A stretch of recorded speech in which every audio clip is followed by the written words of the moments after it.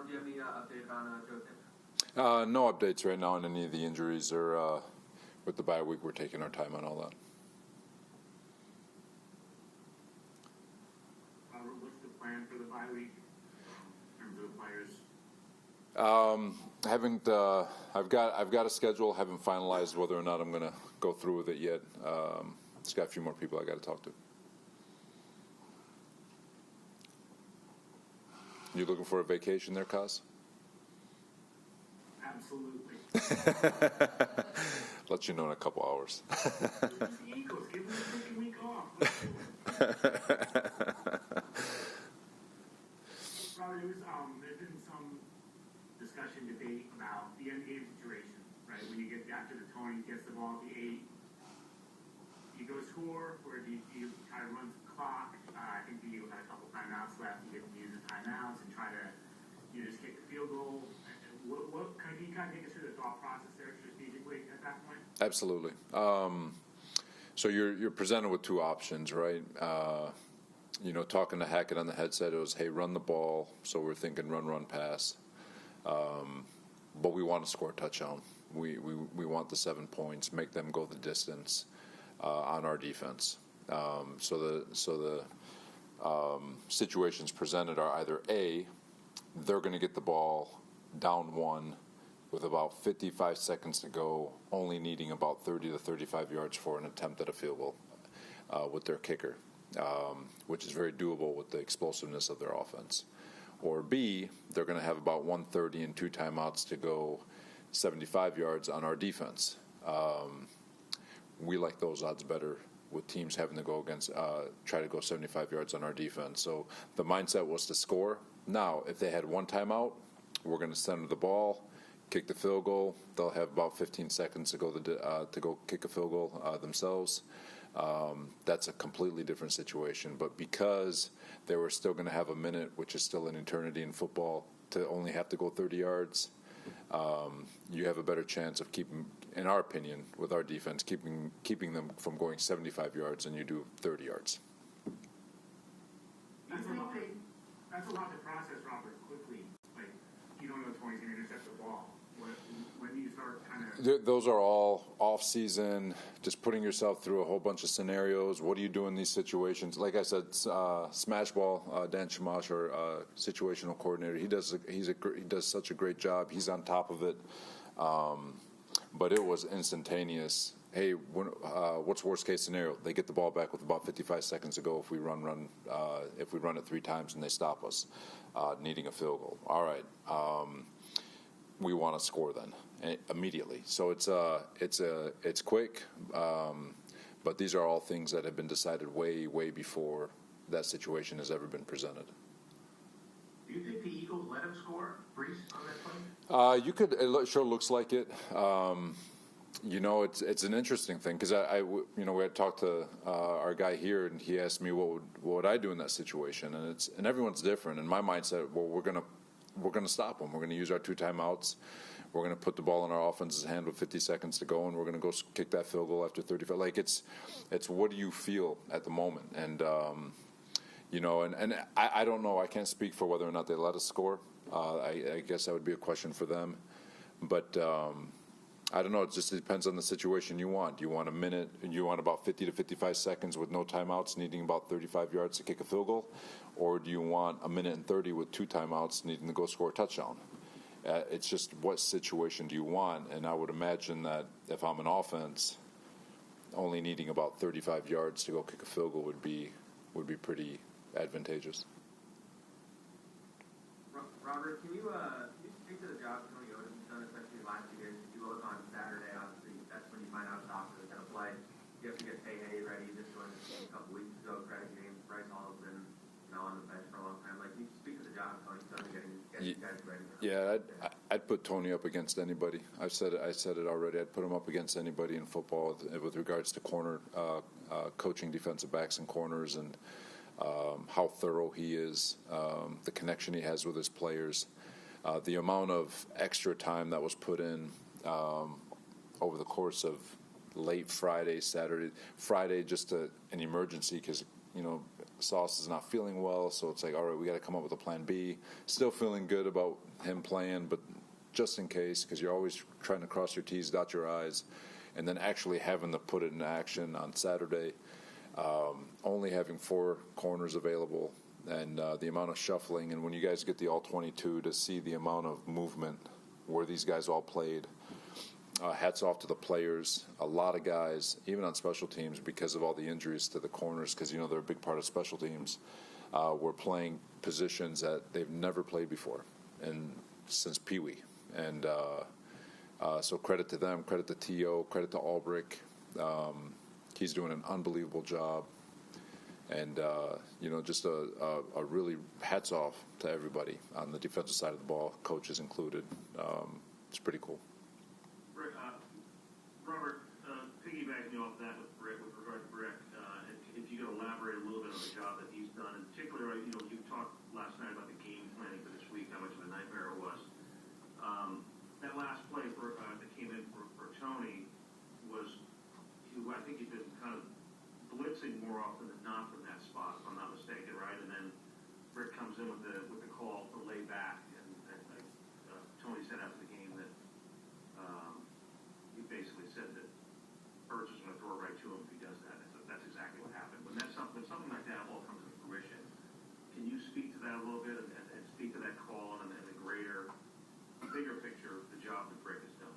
Yeah, Albrick, just through film study, felt like there was a way to strain their protection and their rules, and deliberately pressured early. If you look at it, to kind of get them to panic on the sideline, which I think he accomplished. And then when you look at that play, being consistent with the design of the game plan, it felt like Jalen was throwing off his back foot, expecting one thing and getting another. Again, you'd have to ask him. I'm not sure, but it's what it felt like. And but Albrick, he's been unbelievable. He makes my job a hell of a lot easier. Being able to make sure I'm checking in with everyone and not just so focused on one side of the ball. And him and that staff have been lights out since the day we walked in this building. He is every bit of deserving. You look at him and his past. He's been an NFL player. He cut through the NFL as a special teamer, a starter. He's done everything. He had a 10-year career. He relates to players. He's gotten so much better every single year with scheme and understanding more and more as he develops as a coordinator. He relates well to the guys. He has an unbelievable voice in the locker room. He's got an unbelievable level of trust with the players, and the players trust him and love him. If from a head coaching standpoint, I'm just going to say this for him, like he checks every single box, and is definitely deserving of every accolade that he gets. Robert, you referred to Aaron's criticism. Can you kind of expand on that and just what it means to not only have him around again, but also to see him look far more healthy or upright than somebody in that condition? Yeah. So Aaron, I think he is definitely one of those individuals who's fueled by doubt. If you doubt him, it only makes him stronger because he's got this. Oh, you're telling me I can't do something? Well, I'm going to show you I can.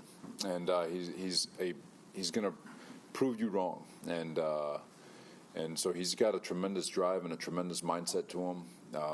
And I think he gets stronger with doubters when people doubt him. And his work ethic, his thoughtfulness, his connection that he has to people. He's an all-around human being, and him being around this building is infectious.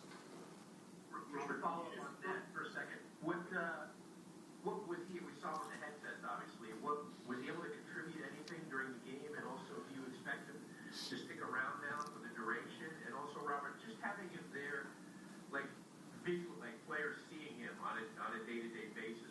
What does that do for team morale and motivation? I've told him this. From a dynamic standpoint, just so people understand, when players go on IR, most of the time they're kind of off on their own. And usually the older they are with regards to their time in the league, the more liberal in terms of just going out there and getting the rehab that they feel they need, because they know their bodies better than anybody. So whatever he needs to do to attack his rehab, we're going to support him either way.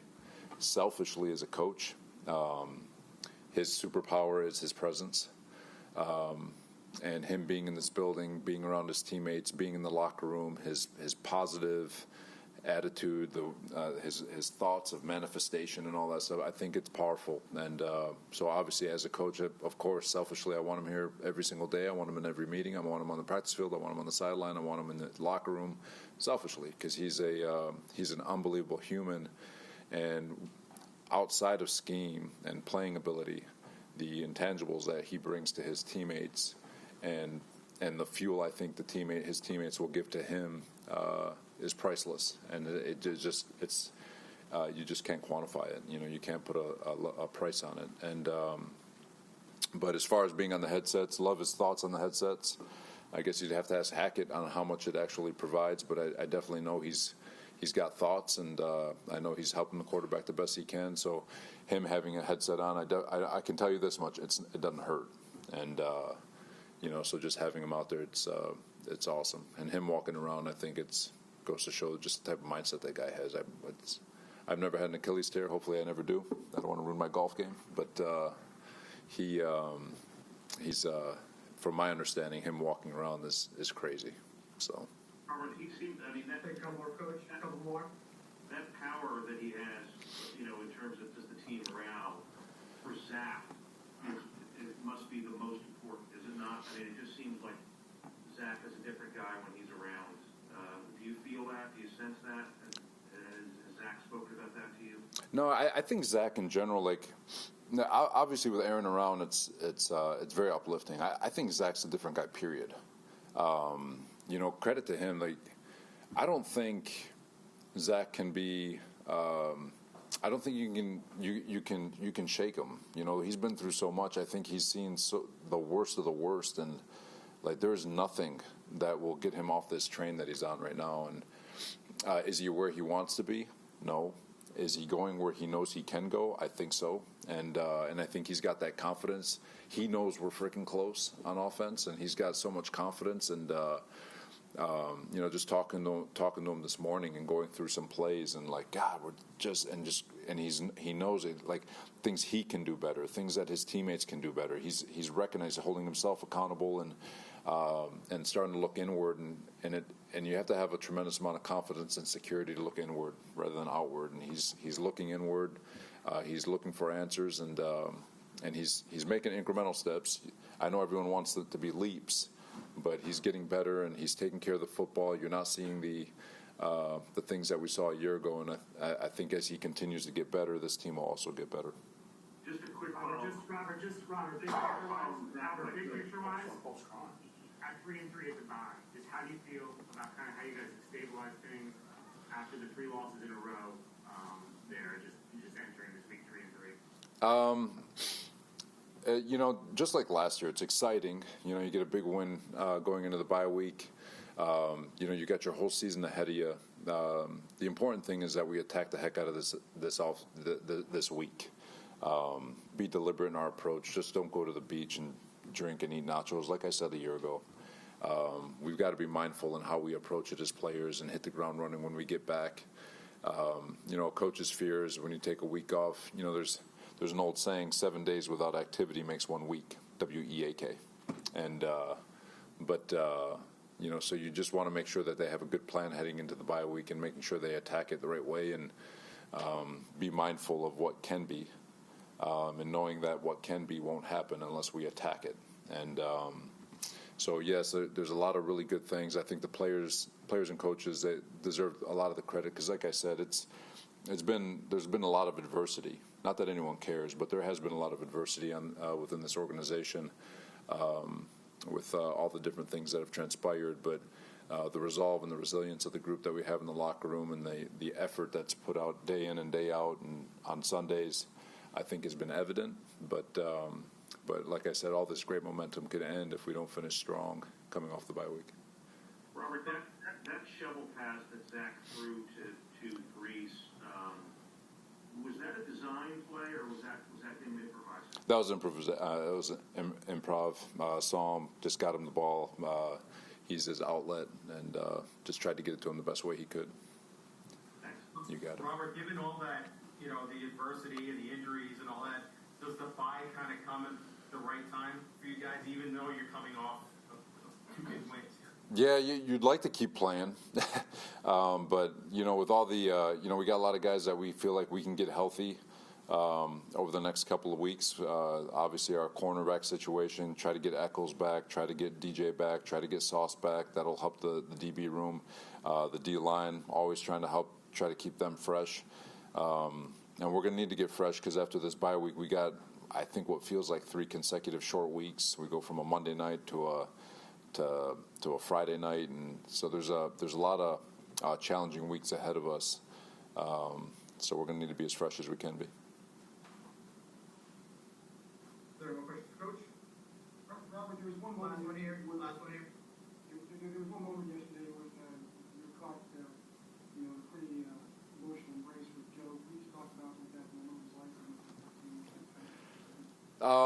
I was pumped for him, coming back. He's part of that Philadelphia organization, so empathetically, whenever you play a former team, you just want to get him, and I just know if whatever joy we were feeling on the field, I promise you his joy was up there with us, maybe even more elevated, and so happy for him to get that win on his resume.